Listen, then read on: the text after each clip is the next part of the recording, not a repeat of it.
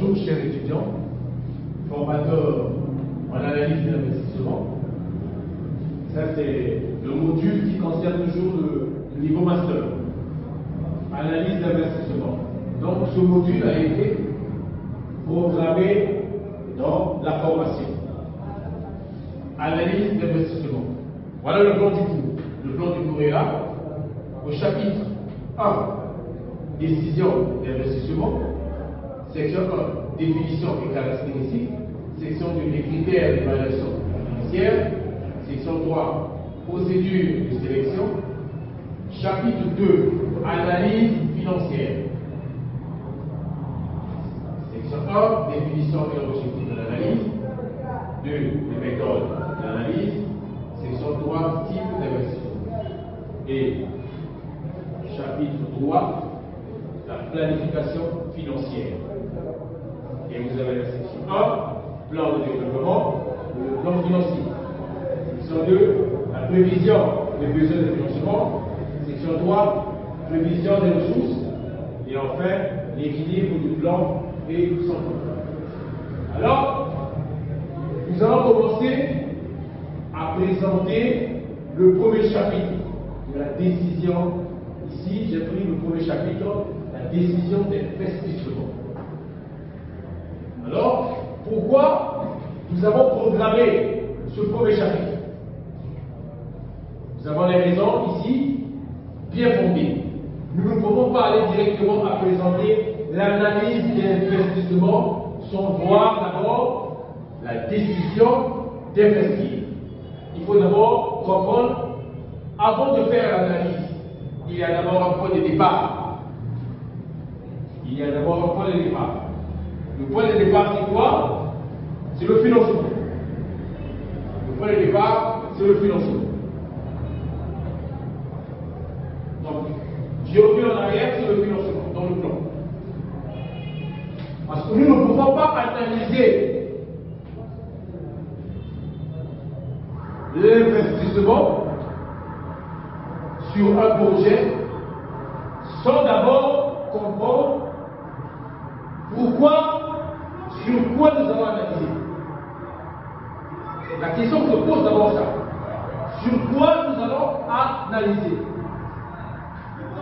Le point de départ, c'est quoi? On analyse toujours quelque chose.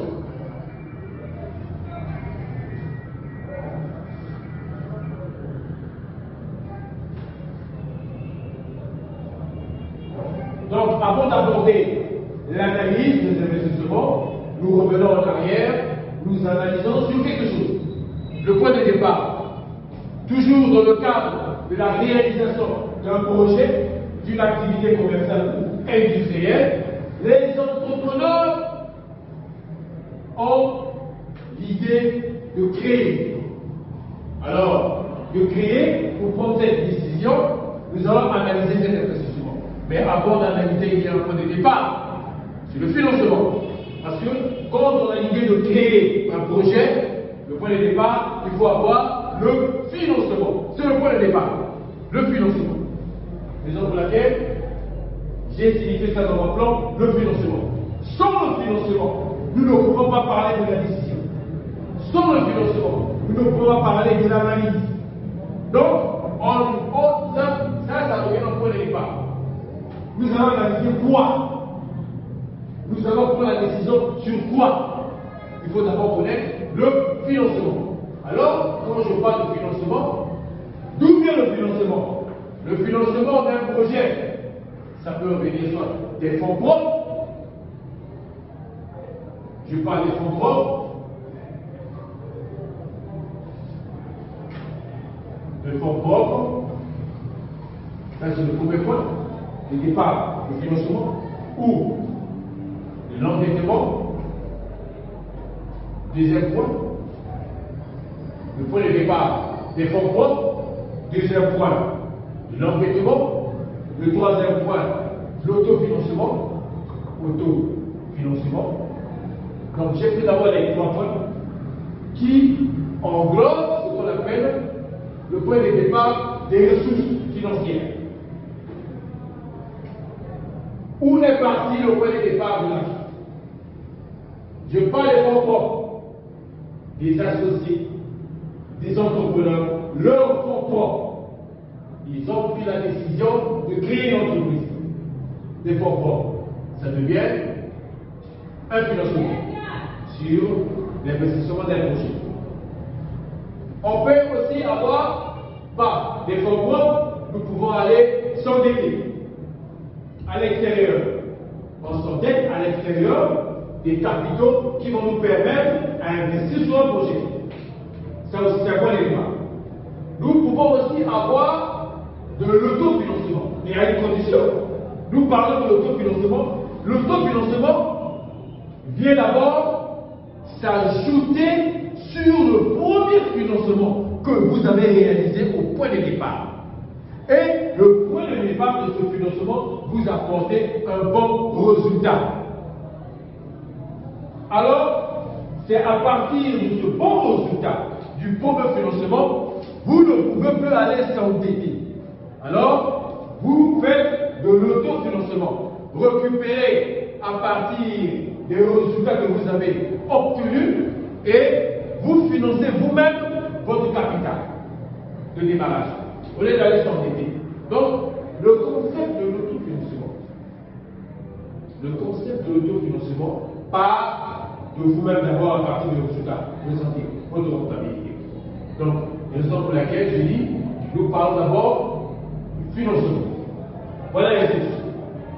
Et ensuite, une fois le financement est trouvé, une fois les moyens sont trouvés, alors nous allons prendre la décision d'investir sur le projet. On prend la décision d'investir. C'est le premier chapitre ici que nous avons étudié. La décision d'investir sur le projet. Voilà, décision d'investir. Là, section 1, définition et caractéristiques. Ce que nous allons voir ici, dans la définition. Section 1, voici la présentation ici de l'introduction, du cours, de la manière. L'introduction ici, ce qui ressort, c'est quoi? Toujours comme je viens de parler ici, tout démarrage analytique ou pédagogique a toujours des choix difficiles à différentes étapes de raisonnement. Mais ce qui est important ici, on parle dans l'introduction, c'est la décision d'investir. Alors, cette décision est prise à partir d'un financement que je vais expliquer tout à l'heure. Alors, cette décision est orientée de la manière suivante. Donc, cette définition, je dis ceci, décision d'investissement, c'est une opération. Oui, c'est une opération qui se traduit par une dépense importante, généralement engagée sur des très courtes périodes, immédiatement lors de l'acquisition d'un bien. Je m'arrête là. Donc, on prend la décision, nous avons les financements. Nous prenons la décision d'acquérir un bien, d'acheter un bien. C'est une décision. Parce que nous avons eu les moyens financiers. C'est ça, à partir de là, nous avons pris la décision d'acheter. Vous avez dit acquérir un bien. Parce qu'au départ, nous avons eu les financements. Et nous avons acquis. On a pris la décision. Si on ne prend pas cette décision, nous ne pouvons pas acheter. Courte période. Oui, j'ai pris l'exemple ici, acquisition d'un bien. Et plus loin dans cette décision que vous prenez, j'ai parlé ici, étalé sur une période de 1 an, 2 ans. 1 an, 2 ans, dans le cadre de la création d'une entreprise, unité de production. Le premier cas ici, j'ai parlé décision à court terme. Vous voyez ici, court terme. L'acquisition d'un bien, c'est à court terme. Je prends l'exemple, je peux acheter un poste téléviseur. Je prends la décision en court terme. En un mois, en une semaine, je peux l'acheter. Vous voyez, 2 jours, je peux l'acheter. Parce que j'ai trouvé les moyens financiers. Les moyens propres à moi, je compte, j'achète. Ça, c'est une décision à court terme. Avec mes propres moyens financiers, je m'engage, j'achète. Alors, l'endettement, ça fait partie, quand je trouve, j'ai de l'argent propre qui me permet pas d'acheter un bien. Je peux m'endetter. Et quand je m'endette, c'est l'argent d'autrui. À la langue, je dois rembourser. Mais dans le monde des activités, il y a ce qu'on appelle l'endettement quand on prend l'endettement auprès des fournisseurs. Alors, il y a toujours des stratégies. Mais ce n'est pas à court terme. Il y a toujours des stratégies. Sachez-le, il faut rembourser l'argent d'autrui. Il faut le rembourser. Alors, j'ai tout ce paramètre ici dans la définition. La décision, une période de 1 an, 2 ans, dans le cadre de la création d'une unité de production. Pourquoi j'ai pris 1 an? Pourquoi j'ai pris 2 ans? Création d'une entreprise. Je prends la décision de créer une entreprise dans 1 an, 2 ans, parce que j'ai vérifié toutes les paramètres. Ça m'a pris tout le temps. Parce que dans la création d'une entreprise, il faut prendre toujours tout le temps et étudier tous les paramètres. Les conditions d'installation des unités de production sur le plan matériel, oui, parce que l'installation d'une entreprise demande d'abord les moyens. Vous savez, la création d'une entreprise, ça demande les moyens financiers, ça demande les moyens humains, ça demande les moyens de la gestion du temps, et vous avez le moyen qu'on appelle le matériel. Ça représente toutes ces ressources-là. Que vous regroupez ça, et ensuite vous pouvez vous organiser dans la planification de créer une entreprise. Mais c'est avec une année, 2 ans, vous rassemblez tous ces moyens financiers, humains, gestion du temps et du matériel. Là, quand je parle des moyens financiers, c'est la décision que vous avez prise. Les moyens financiers, c'est les décisions, des décisions que vous avez prises. Vous prenez la décision avec vos propres moyens, c'est pour créer cette entreprise. Mais les décisions sur les moyens financiers vont vous permettre à répondre à des ressources, à des charges qui vous attendent, des charges qui vous attendent à la longue, parce que vous aurez les charges. Les charges reviennent sur la réponse des moyens financiers. Je prends l'exemple des salaires. Là, c'est une décision que vous avez prise. Vous ne pouvez pas prendre une décision d'investir sur la création d'une unité de production et ensuite vous démarrez l'activité et vous arrêtez. Non. Prenez la décision de partir et d'avancer. Voilà l'objectif, d'avancer. Alors, j'ai parlé dans 1 an et 2 ans. Unité de production, ou la TI, je parle de la TI ici, l'usage numérique. Alors, ici, vers la fin, du bien, le résultat ici, du bien de cette.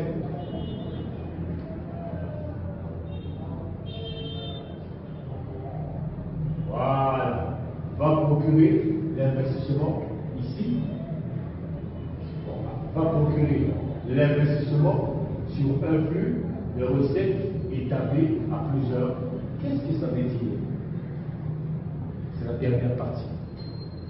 Dans la définition, j'ai dit un bien ici. Là, depuis l'usage. Je parle de l'usage.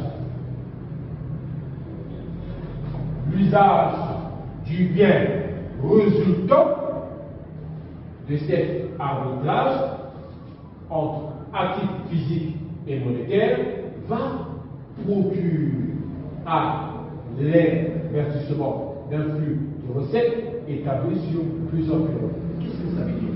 Ça veut dire ceci. Vous avez pris la décision d'investir sur un projet.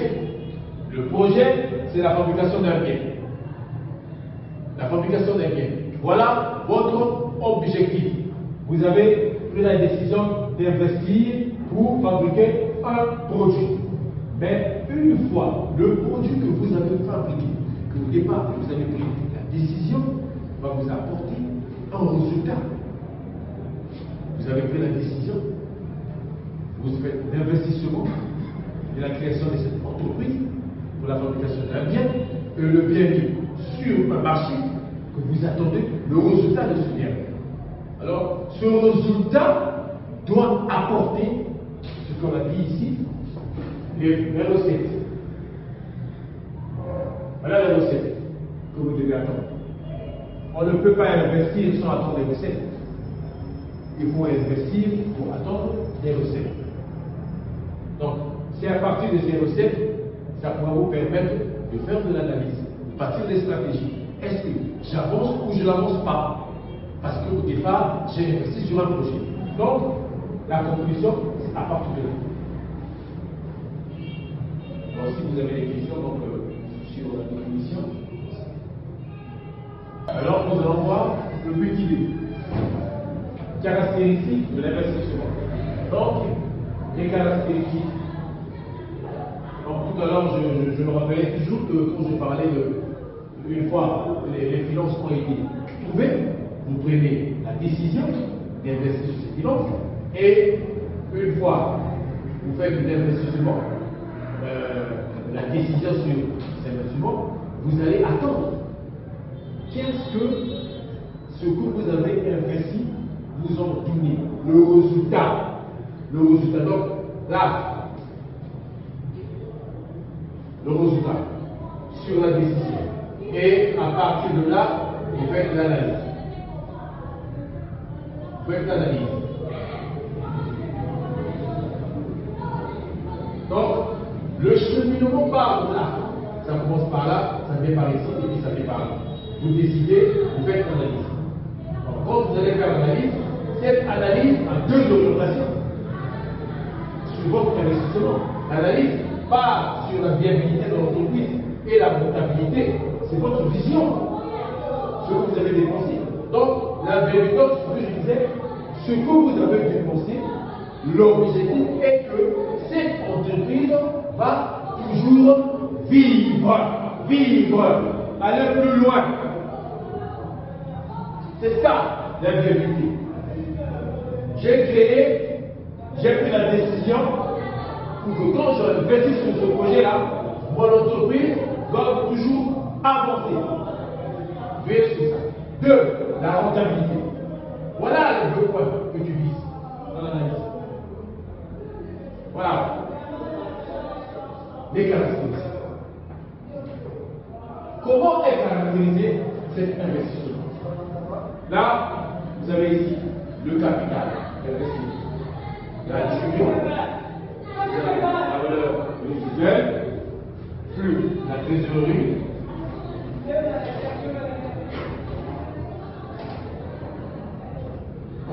plus de la trésorerie générée par l'investissement de la qualification. Donc, le petit point ici, c'est ce que nous allons arrêter le cours d'aujourd'hui. Donc, nous allons voir le petit B-1, le capital investi. Ça fait partie des caractéristiques de ce que vous allez faire, ce qu'on appelle, vous allez investir. Le capital investi. J'ai dit ici, il s'agit de la trésorerie investie par une entreprise dans le projet.